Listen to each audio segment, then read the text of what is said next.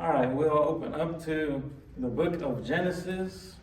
That's continuing the series that we are going through Sunday nights. And I believe we are still in chapter 37. We've concluded most of that chapter, but we have some closing thoughts as we move on to the next one. So Genesis chapter 37, if you remember, we're in that last division of the book. We have the phrase, these are the generations found throughout the book. And if my math is correct, which is not often, this is the 10th division.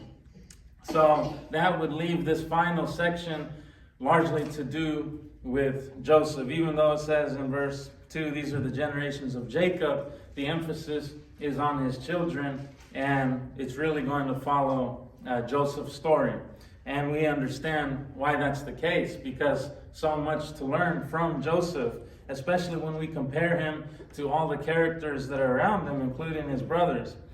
But we left off seeing that this plot was devised against him because he was the child of favor.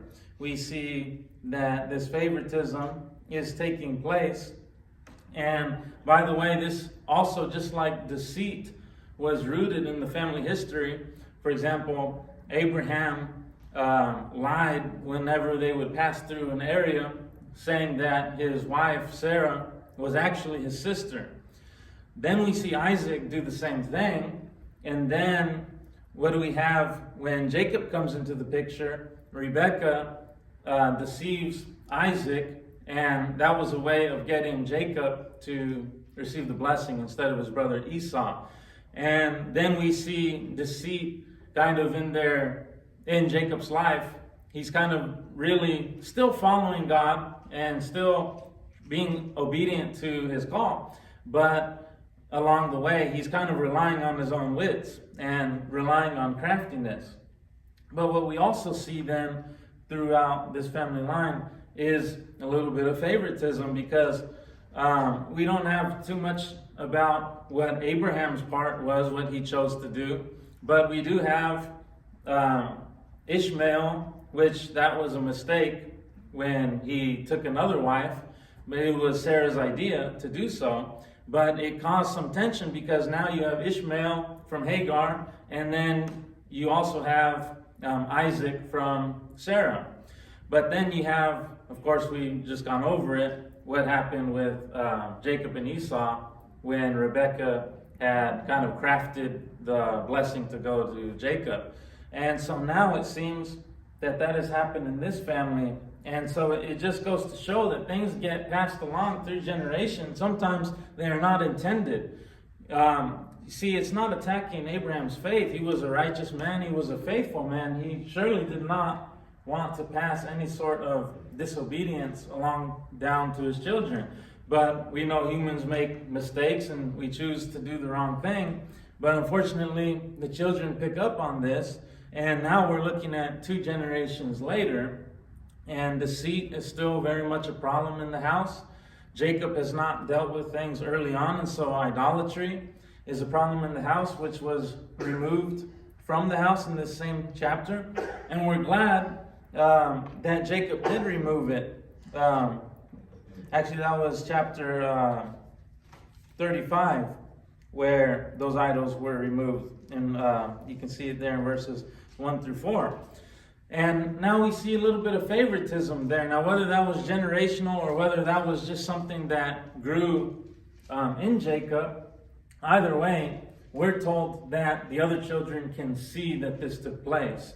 And so we definitely don't condone their actions, but we understand how terrible it must be. The same thing, we should follow God's design, one man, one woman for life. And when Jacob doesn't do that, just like when other men did not, what did it lead to? It's making them feel, it's a terrible way to make a woman feel, to make someone who's supposed to be the significant other. And this likewise would have the same effect on the children. And so it's because of the way that this would make them feel that has created these feelings of bitterness in him. By everything we read about Joseph, he is just trying to really, by the dreams and relaying them, he recognizes there's something more to them, and most likely, especially from the dreams he has later, he recognizes that they are from God. So it's not like he's trying to provoke them or commit any evil against any of his brothers. He's just relaying what he has seen in the dream. But that's really the last straw when he mentions about the stars bowing down to his, and then the grain doing the same thing. So that's the last straw for them, though, and they conspire. But when we pick up from around, I think where we left off last time, from around verses 18 to 24, we see kind of twofold, where Judah also doesn't want him to be killed, and Reuben doesn't. So they're just going to make it appear like they've killed Joseph, even though that was not the case. So many of us are familiar with how that story goes. So then we'll pick up then in verse 26, when Judah says to his brothers, "What profit is it if we kill our brother and conceal his blood? Come, let us sell him to the Ishmaelites, and let not our hand be upon him, for he is our brother, our own flesh." And his brothers listened to them. Then Midianite traders passed by, and they drew Joseph up and lifted him out of the pit and sold him to the Ishmaelites for 20 shekels of silver. They took Joseph to Egypt. So the picking up there kind of helps us to see what's now going on in Joseph's life. Well, now he's sold to these traders. It's interesting here how the Ishmaelites and the Midianites are kind of used interchangeably. Now, it could have been the other ones come passing by, but more than likely, Ishmaelites, those people who came from Ishmael, are now closely going to be related to these Midianites. And so, in the Bible, sometimes titles refer to certain groups of people, and many times those titles can be interchangeable. But the readers at the time would know what is meant by the Midianites or the Ishmaelites. But the important thing is he was sold to these traders, and now we're going to see where Joseph ends up. But for now, we'll see the rest of how the story goes. Verse 29, when Reuben returned to the pit and saw that Joseph was not in the pit, he tore his clothes and returned to his brothers and said, "The boy is gone, and I, where shall I go?" They took Joseph's robe and slaughtered a goat and dipped the robe in the blood, and they sent the robe of many colors and brought it to their father and said, "This we have found. Please identify whether it is your son's robe or not." Now, while this is deceit, this is a little more than deceit. That robe of many colors, and we talked about the direct translation, it's hard to know whether it was really many colors.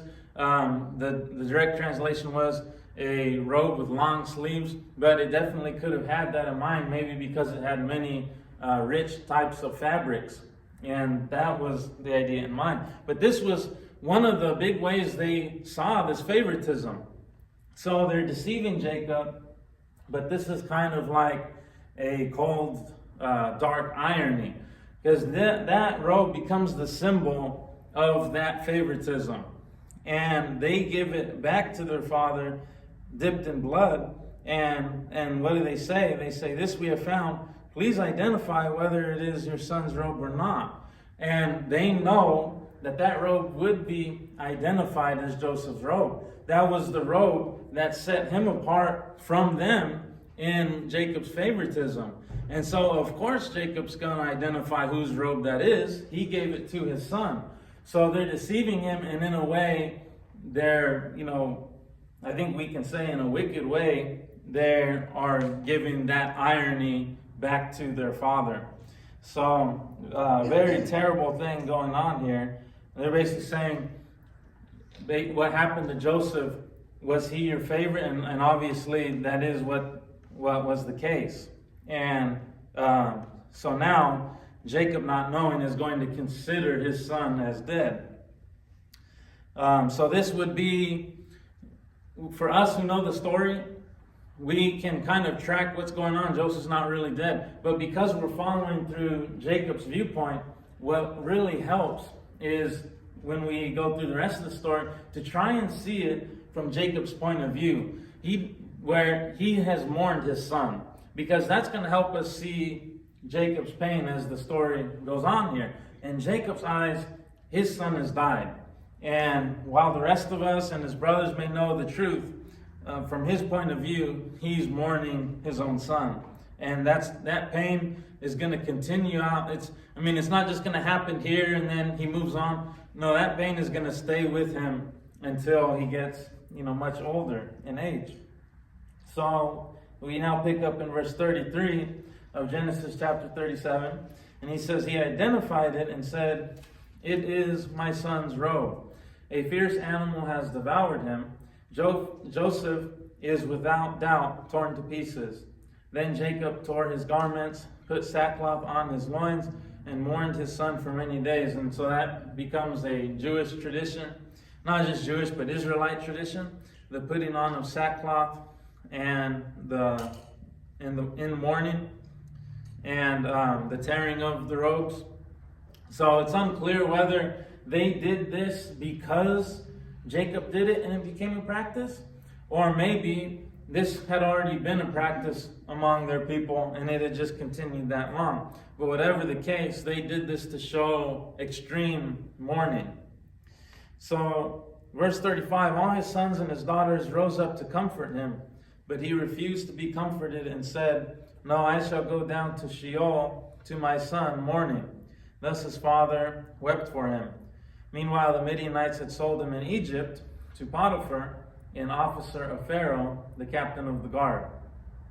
Okay, so when we look at this, we have every reason to believe that they were trying to comfort him. They strongly disliked this partiality that was shown to Joseph, but at the same time, it's not as if they hated their father. They just, driven by their hatred and anger, they wanted to remove Joseph from the picture, but it says that he would not be comforted. So this kind of like happening with so many other things that have gone wrong in his life, and now this is at the top, and it says he won't be comforted, and I shall go down to Sheol.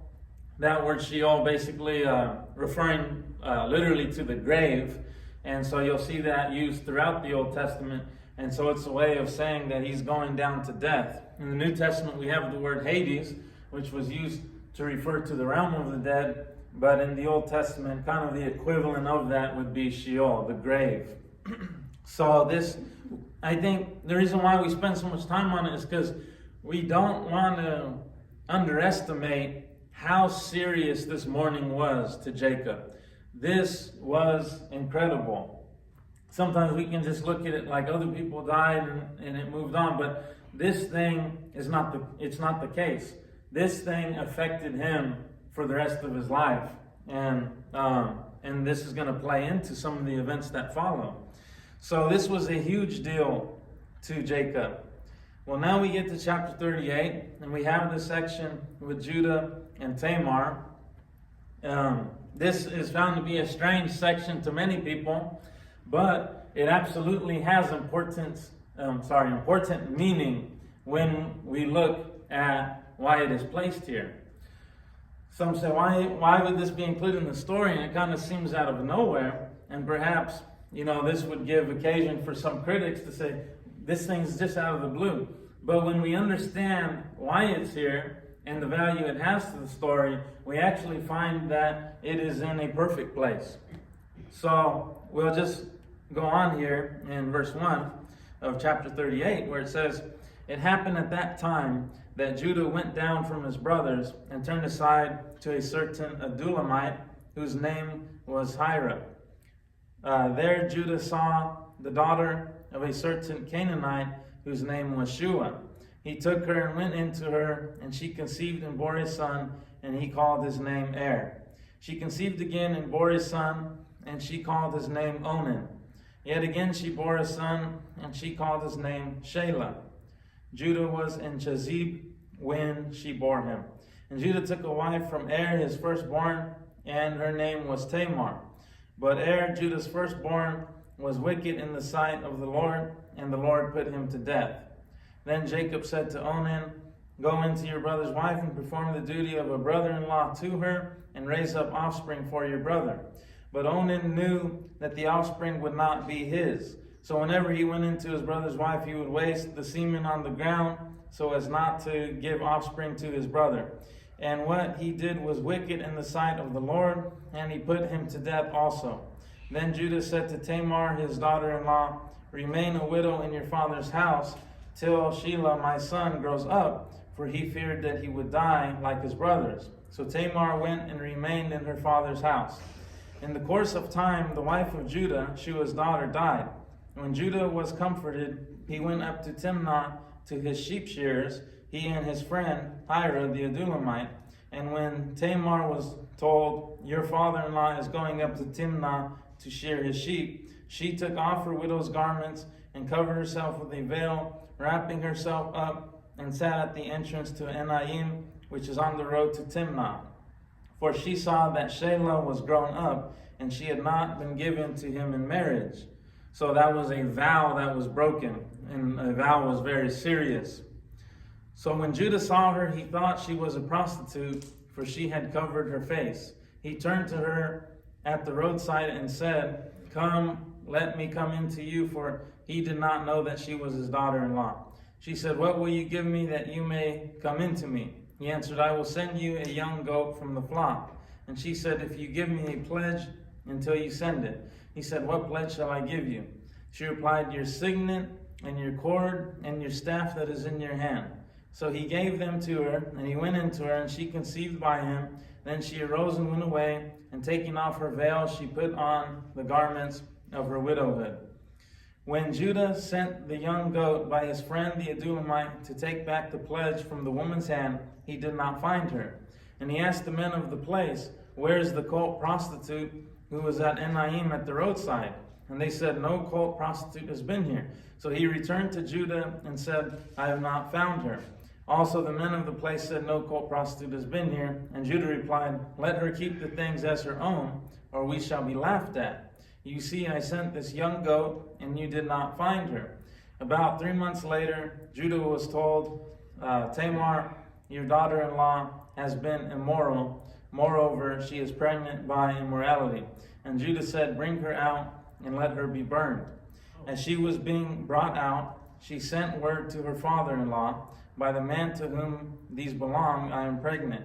And she said, please identify whose these are, the signet and the cord and the staff. Then Judah identified them and said, she is more righteous than I, since I did not give her to my son Shelah, and he did not know her again. And so he recognizes that he has broken the vow.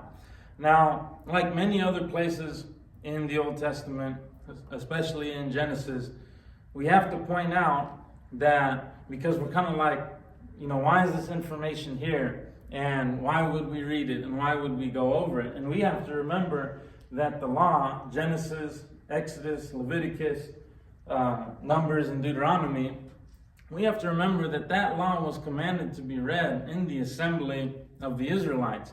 Now, why was that? Because the law addressed so many different categories of people and in so many different circumstances. And God would have his wisdom read so that all kinds of different people would be able to listen to it, gain wisdom from it, and all sorts of things. For example, we've seen people who have been greatly wronged, especially when we go to Jacob, the case with his daughter, Dinah.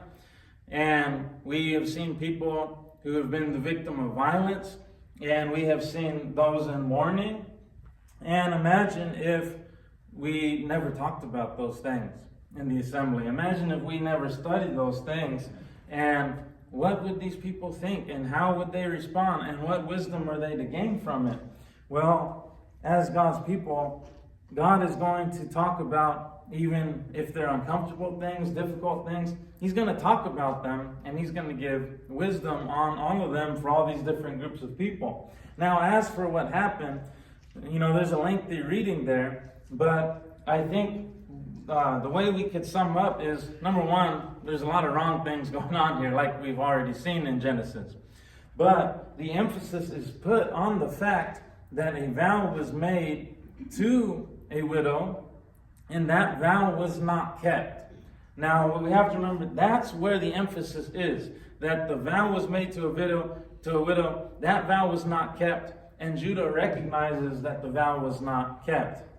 Now, the second thing we want to focus on here is the culture at the time, because you have that thing about the brother-in-law and that custom that they had. But let's go back, thousands of years to the culture in which the Jewish people lived. You don't have, probably, I don't want to say anything for sure, but most likely you don't have a healthcare system, Social Security, all these things that we have today, right? So the fact of the matter is, you're relying on the possessions materially that somebody had from the land, from the sheep. Now, if you're in a culture where that's what the men have, because not because that's what was, handpicked by God, or, that it's necessarily everything in that society is how he wanted it to work, but everything in that world, that's how the culture is. Among the Canaanites, that's how it is. Later on, when you go to Romans, when you go to the Greeks, that's how the world operates. What would God put in his law? He would put in his law laws that would help those people who would need compassion, who would need mercy. And that's exactly what we find in the book of Leviticus. We find laws of compassion for the widows, for the orphans, for the poor people, for those who were in servitude, in slavery. And he has written laws knowing that that's the world in which they live. That's how the world is going to operate. And in his law, he's actually making commandments that will protect and give compassion and mercy to those people. That being said, in this system, what is a widow to do when she loses her husband? Well, she would have to rely on her children, assuming she has them old enough to provide for her or her household. And if that's not the case, and when you look here, that she did have a son, and she wanted him to, or she was looking for someone to be given in marriage. But in her situation, other than that, it's only her, right? And so she's looking for something. So many times we only look at this at an emotional, romantic level, but she's actually looking for something, and there's a lot of materialism that is tied to that. There's a lot that is also at play here as regard to how is she going to be taken care of? How is her family going to be taken care of? Judah makes a vow, and he doesn't follow through with it. So we have to ask ourselves, not in 2025, United States of America, but thousands of years ago, in that Hebrew system, what was a widow going to do if she was not taken care of? And we have to think of that question. What if she didn't have a son, like we're seeing the cases throughout our Bible? What if she didn't have that family to do it? What was she going to do? Now, when we zoom out, that's why we see that custom, the marrying of that widow into that family had so much to do with she didn't have a whole other lot of choices.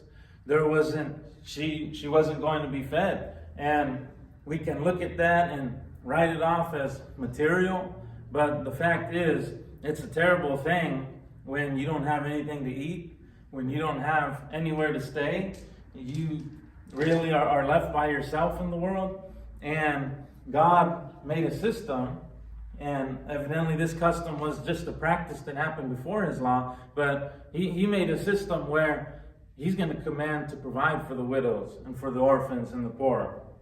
Now, going beyond that, that's the general practice they did, but now Judah has made a vow to the widow, and he is not going to follow through with that vow. So in that sense, we return to the focus. The emphasis is on he made a vow to a widow, and he's not going to follow through with it. Why is that important? It's important because as we go through the Old Testament, when we get to Isaiah, when we get to books like Isaiah and Jeremiah and the prophets, it's without question, it always comes up, is God tells the people of Judah that they had mistreated the widows. And one of the areas of judgment that comes up time and time again is the mistreatment of the widows in Judah. And I know Israel did some of that too, but specifically it comes up in Judah. So in a sense, you have the man Judah here, and as we've seen some of the earlier things, like talking about when Rachel was told, and Jacob's children, that nations would come from them. Well, from what we know, Jacob has the 12 tribes, and that becomes Israel. So who are the other nations? Well, that's kind of a prophecy that the nations will be split. There's going to be the northern kingdom and the southern kingdom when Solomon turns to idolatry and he brings the idols in, and they get split north and south. So there you have a prophecy of two nations there, and them being split very early on in the first book of the Bible. Well, here you're going to see things where, I mean, you could even look at the fact that Jacob brought the idols in through Rachel, and now we go all the way to Genesis chapter 35 and we see those idols again. You could even pair that with Deuteronomy and the message that Moses is giving them in Deuteronomy, that they're going to turn to idols, and the sons of Israel are going to have idols before them, and they're going to break that covenant. Because Moses is speaking, we got to remember, to those people in that wilderness. Those people who failed to obey God and rebelled in the wilderness, but now their younger generation is coming up. So these lessons about not being married to the wrong people, the Canaanites, these lessons about how they're going to be tempted and many will turn to these idols. See, a lot of these things that Moses is writing about in Genesis, they're going to have a lot to do with that message he's preaching in Deuteronomy. As the people are going to fall by idols, they're going to mistreat widows, they are going to break the covenant. And so I think there's no getting around the fact that Genesis through Deuteronomy, a lot of these things are prophetic. Now, on the other hand, what we see, because we say, why is this here? And to those who would say it seems kind of out of the blue, but what we actually see is a comparison between Judah and Joseph.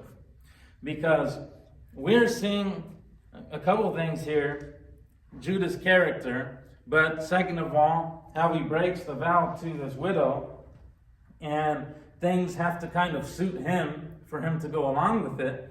And the very next chapter is about what? Well, it's about Joseph and Potiphar's wife. And what does Joseph say when Potiphar's wife is trying to tempt him? He says there in verse 9, he says, talking about Potiphar, he is not greater in the house than I am, nor has kept back anything from me except you, because you are his wife. And he says, how then can I do this great wickedness and sin against God? So you have Judah, where this chapter is just filled with all sorts of things. And then you have Joseph, where even if it was in his best interest, he says, how could I do this thing and sin against God? So you have a man of character versus a man of the benefit. What is beneficial to me? What is in my best interest? I made this vow, but I'm not going to follow through with it because maybe I have other interests that would be good for me. And Joseph, his number one reason why he's not going to succumb when someone is trying to tempt him is because he's not going to sin against God. So in a way, as we move along the story here, we're looking at a contrast with Judah and the other brothers versus Joseph. We're even seeing how many mistakes that Jacob made are so much different than Joseph. Joseph, the big difference between him and Jacob, and I'll throw in the others, is that Joseph, it's his relationship with God, he's faithful to it, and from what we see, he just trusts all the way. He's not relying on his own smarts like Jacob did. He's not relying on, we talked about Jacob, how he made that conditional agreement with God. And he said, if you will bring me back to this place, you will be my God. Well, that's a conditional statement. But to Joseph, it's never conditional. It's just him and God. And we want to point out, and we'll continue as we go on here, many times Joseph, it is not in his best interest at the time to do the right thing. What do we mean by that? He does the right thing, and he's sold to some traders. He does the right thing, and he gets set up by Potiphar's wife. He does the right thing, and he's thrown into prison. He does the right thing in prison, and he's forgotten about. Most of the time, he's doing the right thing before God, and it's not in his best interest when you zoom in into that situation. And so this all goes back to that same idea. Is our faith conditional? Is it dependent on what we see in our life before us? Or is it unconditional? Do we really trust that we have a God that if we have a character like Joseph, and moreover a character like Jesus, we can trust God and he's going to do what's best for us and it's going to work out.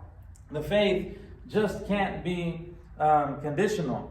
And as we've said earlier on, we want to say it now because we made these statements kind of before we've reached Joseph. And now that we're going through his story, we want to point out he's 15 at the time. He's not going to become that ruler in Egypt until he's 30 years old. We don't want a picture of Joseph like he hit some hard times and then a couple months, couple years passed and now he's ruler over all Egypt. No, it was 15 years. So a lot of times when we talk about Joseph's story, it's somebody who, like in James, blessed are you when you undergo trials. Because, Joseph, like that lesson there, he's being tested. This wasn't just a couple months or a short period of time. His faith had to stay strong there for 15 years. And so we have to be someone of character who says, my faith does not depend on my circumstance.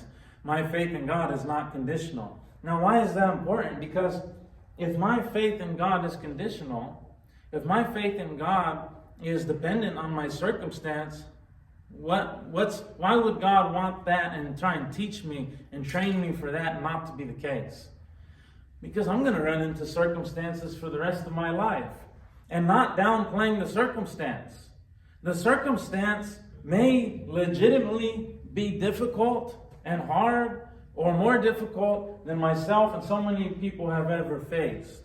And if my faith, if my trust is dependent on that, then it's not going to be able to stand. Especially now that we have Christ, like we were talking about this morning, we have to keep our eyes ahead and look ahead to Jesus. And I understand when I say this, it's always easier said than done. I've said that, so many times here.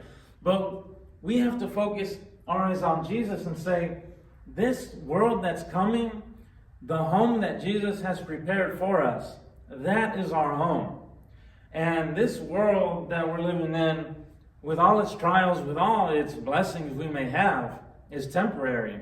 And if we say that this world is our home, and if we get comfortable in this home to where we even start to get that feeling where I'm kind of happy here, I wouldn't mind staying here a little bit, and the focus becomes on this world, when that happens, the total different perspective is changed than looking ahead and wanting to make our home with Jesus and looking for that day and praying, Lord, come quickly like John does. When things go wrong here, what happens? Then we've lost everything. Then it's become the end of the world because everything has been based on that circumstance. Everything has been based on living here. When everything is based on making our home with Jesus and working towards that kingdom and working on things right now in the church that last forever, when that's the case, then nothing can take away what we've had. Nothing can take away the greater blessings. And that's why Paul can say in the book of Romans, because can anything separate us from the love of Christ? And he goes in and talks about all those things that, tribulation and war and all these things. And he says, nothing can separate us from the love of Christ. Well, why can he say that? Because Christ has given us blessings where if we keep the focus and emphasis on those things, and we look ahead to those, then nothing, no circumstance that happens here can take that away. And that's powerful, and that's hopeful, and that makes faith stronger. But it's when people like, and again, not criticizing everything about Jacob, because many times he shows his character and his faith. But when these characters have put a lot on the circumstance, the situation that was happening right then, when that happens, then the hardships become worse. The trials become worse. But anyone who ever said, that doesn't determine my faith, they have a faith that cannot be shaken. They have a faith that cannot be disturbed, because their faith, their trust in God is not dependent on what they are going through at the time. And that's the kind of faith that we want. That's the kind of focus that we want, and it is not going to be shaken. And I would argue, though, that Joseph goes a little further, because we have no indication that anything has to work out for him. Does it work out? Yeah. He gets set over Egypt as a ruler. But in his case, it's almost as if he never needs to see it work out. It's kind of like with Job. And, Job goes through so much, and he's blessed, and he's given back, everything so much more times at the end. But we get no indication from these characters that they needed to see it work out. They needed, Joseph, he never demanded from God, this is how I want this to play out. Or we get the sense that whether their life ended bad or ended good, their faith still would have been strong in God. And Joseph has an admirable character for that.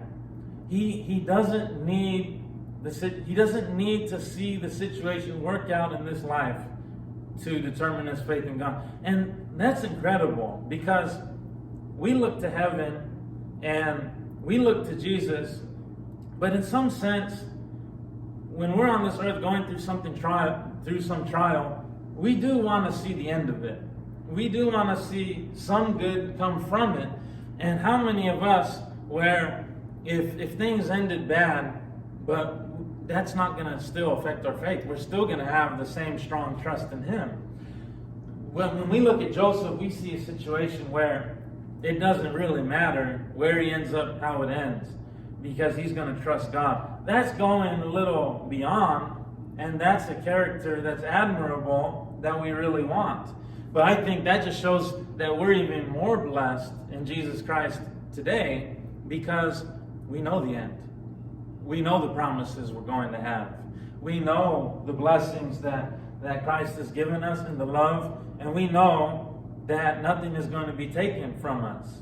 So it's admirable whenever you look at an Old Testament character like this, and they didn't have that, but today we know the ending. We know the blessing we're going to receive. And so even more reason to keep our eyes on Jesus and the future. So when we look here, though, that's kind of where we're going with this situation with Judah and Tamar. And I suppose since we have finished this section off pretty much, besides those last verses 27 to 30, which just accounts for the children that will be born, we can now end by focusing there on verse 17, where he says, he answered, I will send you a young goat from the flock. And she said, if you give me a pledge and you send it. And he said, what pledge shall I give you? She replied, your signet and your cord and your staff. So we already read that. We know where that plays in the story. But it helps us to see a contrast here, because the Pharaoh will give Joseph a signet ring when he makes him a ruler over Egypt. He gives him a signet ring. And so here we see this signet ring given in moral context, but by the time we get to Joseph and we see Joseph receives that signet ring, we see a contrast, don't we? We see someone who, this was a sign of this immoral transaction, versus Joseph, where in this life difficult things happened to him, and in the end God worked things out for him and put that signet ring on him. Well, I might just end this today by saying, what is your signet ring? What is my signet ring? What are we looking for to be considered? This is our blessing, and things have worked out. and I trusted God and it paid off. What is that signet ring?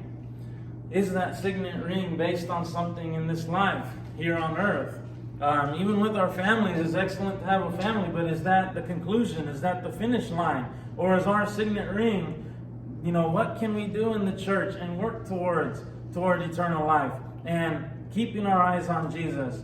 Well, if Joseph existed in New Testament times during the church, his signet ring would be the same as Paul's, to work and minister and serve the Lord and do as much for him as he can until he finishes the fight of faith, until he gets to meet Jesus and the fruit will speak for itself. And so what is our signet ring? Is it based in these physical things? Is it based in this life and circumstances we face? Or is it looking ahead? Is it keeping our eyes on Jesus? We already know the end of the story with Jesus, but now are we going to be able to keep that same level of trust and not always see things go our way, not always see things work out how we want?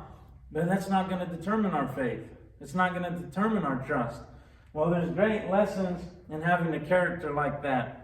But we'll go ahead and pick up next time. It'll move from that section with Judah, and it will now transition to Joseph's trials and his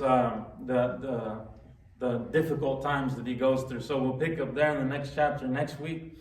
And for now, we'll go ahead and offer an invitation. If anyone needs to come to Christ and put him on in baptism, you have that invitation and that opportunity open now. You have it open. Okay, yeah, so then we'll go ahead and we'll do the Lord's Supper after we do the invitation song. And also we want to extend the invitation for anyone who needs prayer and to make anything known. You may do so. Make it known as we stand and sing.